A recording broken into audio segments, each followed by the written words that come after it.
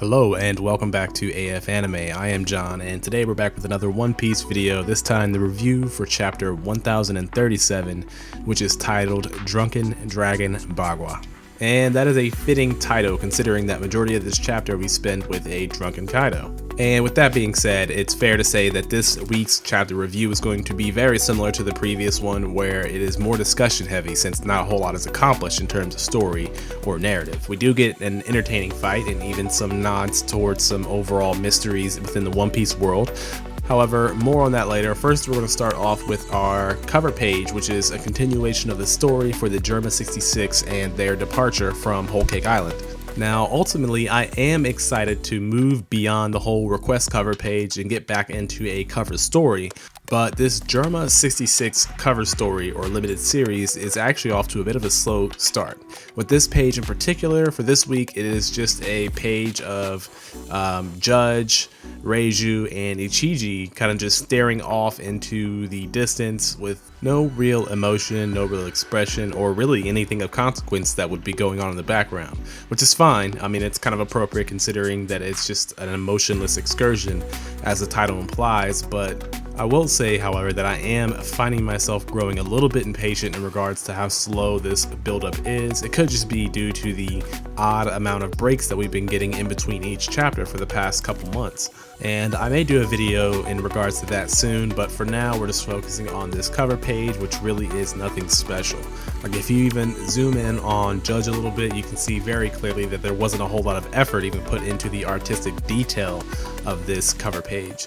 So I won't spend any more time talking about the cover page. Now we can move on with the chapter, which starts off in the Flower Capital, where we get to see some of the events of the end of the Fire Festival taking place. Now, with this whole first page being dedicated toward the people involved in the Fire Festival, it does a great job of using the Fire Festival's participants to give us a little bit of exposition explaining exactly what Luffy and everyone else above head in Onigashima are actually fighting over. Now, ultimately, this does kind of just serve as a bit of a setup to show us that the Fire Festival is coming to an end.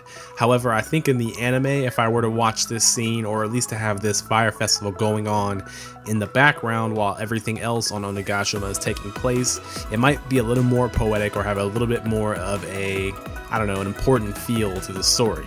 Whereas in the manga, showing us the Fire Festival kind of comes across as a generic update of sorts.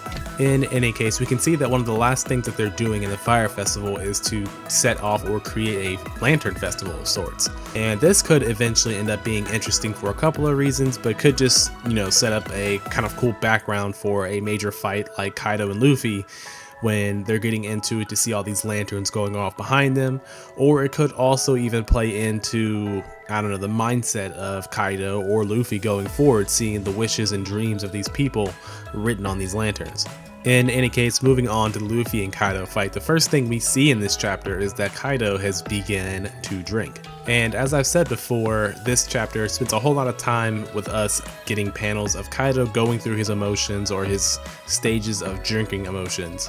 But we do get a little bit of action, and we see that Kaido isn't necessarily dulled or weakened by drinking alcohol in the midst of a fight with another Yonko level opponent. And even though we do get a little bit of a comedic emotional range from Kaido throughout this chapter, for example, his very first attack on Luffy in this chapter, which is called Drunken Dragon Bagua, Lightning Hammered Ragnaraki.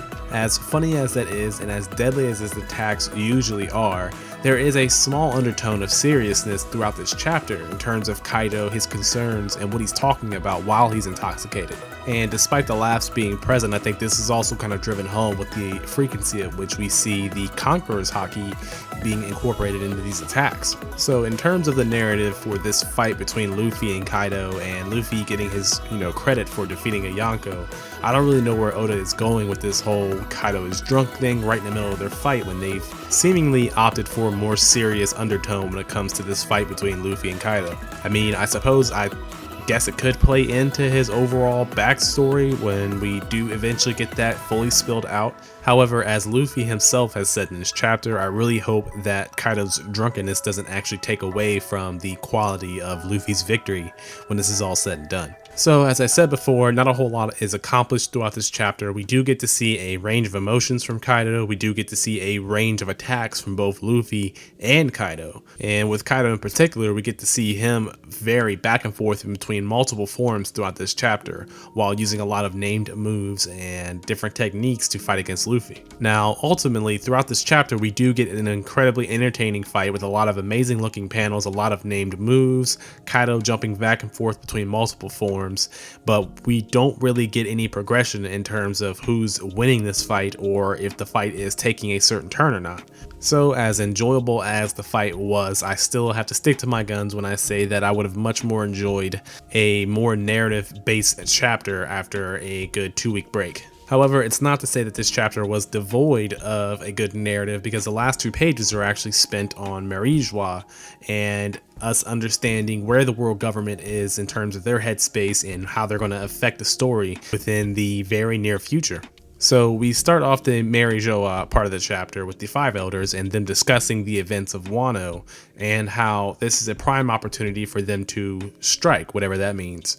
And as their dialogue implies, it would seem that with the whole Kaido and Big Mom being involved in a conflict thing, that they naturally attribute the possibility of death to it. So it seemed that they have the intention on possibly assassinating someone on top of capturing Nico Robin. And we can definitely tell that they've put themselves in a position to do so, because from what we can see in these panels that are revealed at the end of the chapter, that they have a bunch of ships that are stationed very near Wano. And one thing of note, it would appear that these ships are stationed there without the knowledge or consent of the Marines, from what we can tell, as these ships are specifically running flags for the world government. And as if things weren't convoluted enough for the end of this chapter, we get a lot of questions raised from the last page itself. We can see that Zunisha is actually present and standing between the world government ships and their ability to get to Wano. Now, the world government presence aside, we should have assumed that Zunisha should have been nearby, because the entirety of the Ming tribe is currently present fighting on Wano. And it also might just be possible that the dialogue is just so jumbled up and so mixed up and so nonsensical on purpose to keep us a little bit confused, but it's implying here at the end of the chapter that Zunisha, or at the very least the concept of a floating island, might have something to do with a devil fruit, or maybe even a renamed devil fruit. I honestly don't know, as the last page of this chapter, for me at the very least, is incredibly confusing. So that pretty much is going to wrap up the chapter with us seeing the overbearing image of Zunisha standing between the world government and their abilities to attack or to affect the situation on Wano. Now, ultimately, I found the chapter enjoyable, mainly because we have been waiting for it for so long, and even if we're getting our One Piece chapters roughly once every 2 weeks at this point, I'm okay with it for a multitude of reasons. But going forward, we can go ahead and give this chapter a somewhat low rating at a 7.5, mainly because the fight was beautiful, it was entertaining, but we really didn't go anywhere narratively throughout the whole situation with Wano. And if this is a way for Oda to take his time and to craft up a more cohesive story or more emotionally charged story, I'm okay with that. I just personally get the feeling that if you're going to take a 2-week break, then you could use that opportunity to draft up something a little more creative and a little more well thought out than just, an entertaining fight. And in terms of the potential story going forward with the stuff we got at the end of the chapter, it just seems a bit too intentionally vague for us to not fully understand exactly what is being talked about. It's implied that the whole large shadow of an island thing is Zunisha, but then we have the Gorosei referring to it as a devil fruit related ability, and it does give off the impression that there may be misconstruing what's being seen, or maybe referring to a different fruit that has nothing to do with Zunisha. I feel like this is kind of a writing cop-out for us to speculate on something that we don't have enough information in regards to speculation. I mean, when it comes to the way this chapter ended in particular, you would think that someone seeing a large shadow and calling it an island with a question mark is kind of stupid, considering it's a giant freaking elephant standing right in front of you. So them being so vague towards the end of the chapter just really feels kind of like a slap in the face for those of us who've been waiting for something interesting for 2 weeks now. So ultimately, that's going to do it for my review on chapter 1037 of One Piece. It was an entertaining chapter.